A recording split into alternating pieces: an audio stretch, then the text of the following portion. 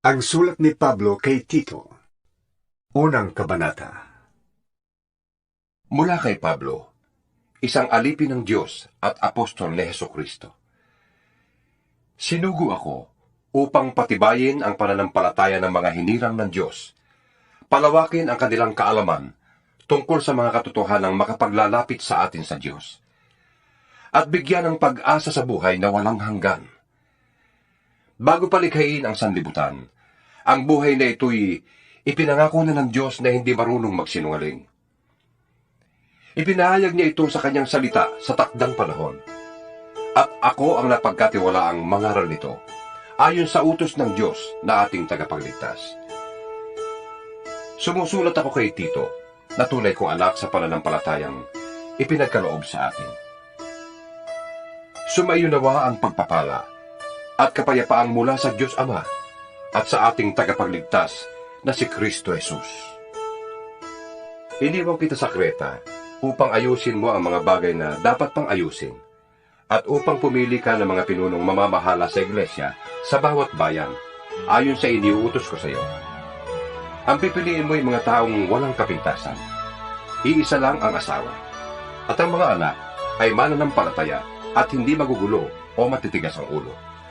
Kailangan walang kapintasan ng isang tagapangasiwa ng iglesia.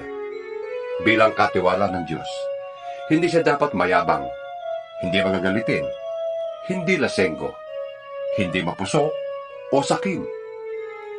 Bukas ang tahanan sa mga panauhin, maibigin sa kabutihan, mahinahon, makatarungan, may kabanalan, at marunong magpigil sa sarili.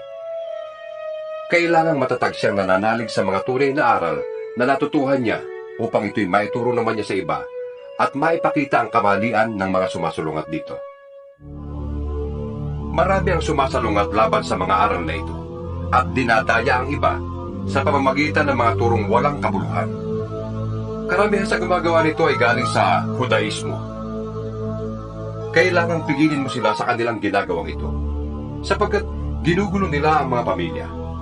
Kumita lamang sila ng salapi ay nagtuturo sila ng mga bagay na di dapat ituro. Isa na rin sa mga propetang taga-Kreta ang nagsabi, ang mga taga-Kreta ay sinungaling, asal hayop, batugan, at matakaw. Tama ang kanyang sinabi, kaya't mahigpit mo silang pagsabihan upang sila'y mamuhay ng maayos ayon sa kanilang pananampalataya. At huwag nang maniwala pa sa mga alamat ng mga Hudyo o sa turo ng mga taong tumalikod sa katotohanan.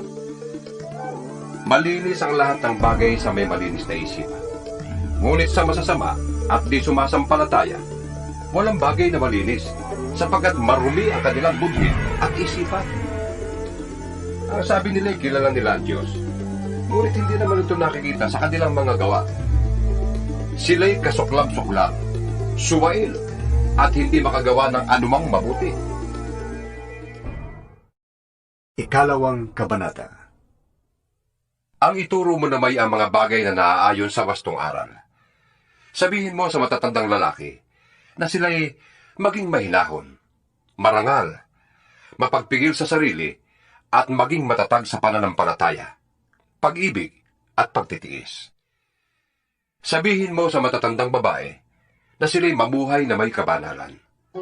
Huwag maninirang puri, huwag mahilig sa alak. Magturo sila ng mabuti upang maakay nila ang mga kabataang babae na mahalin ang kanilang mga asawa at mga anak. Ang mga kabataang ito'y kailangan ding turuan na maging mahinahon.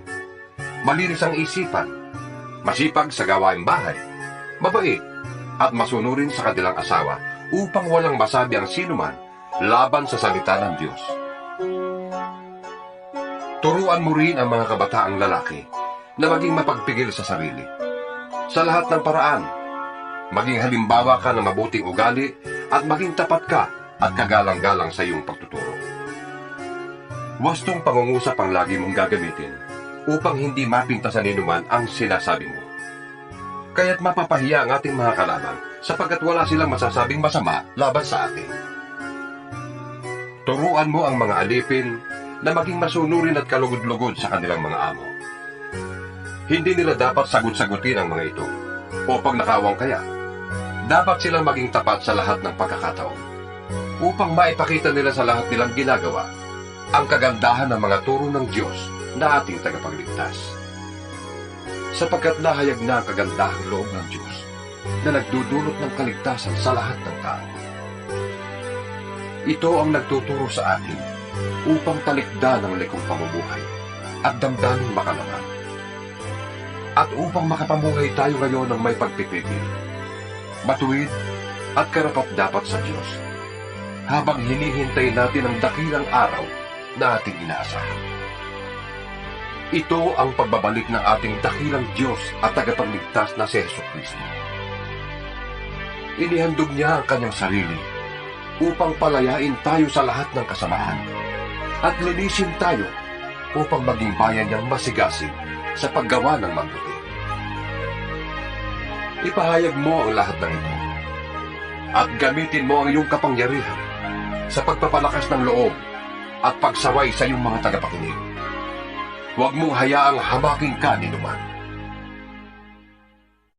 Ikatlong kabanata. Paalalahanan mo ang mga kapatid na magpasakop sa mga pinuno at may kapangyarihan. Sundin ang mga ito at laging maging handa sa paggawa ng mabuti. Pagbawalan mo silang magsalita ng masama kaninuman at turuan mo silang maging mahinahon at magalang sa lahat ng mga tao. Noong una, tayo'y mga hangal, hindi masunurin, naniligaw at naging alipin ang sariling damdamin at lahat ng uri ng kalayawan. Naghari sa atin ang masamang isipan at pagkainggit. Tayo'y kinapootan ng iba at sila'y kinapootan din natin. Ngunit nang mahayag sa atin ang kabutihan at pag-ibig ng Diyos na ating tagapagligtas, iniligtas niya tayo. Hindi dahil sa ating mabubuting gawa, kundi dahil sa kanyang habag sa atin. Tayo'y naligtas at muling isinilang sa Espiritu Santo na siyang luminis at nagbigay sa atin ng bagong buhay. Masaganang ibinuhos ng Diyos sa atin ang Espiritu Santo sa pamamagitan ng ating tagapagligtas na si Jesucristo, upang tayo gawing matuwid sa pamamagitan ng kanyang kagandahang loob at tayo maging tagapagmana ayon sa ipinangakong buhay na walang hanggan.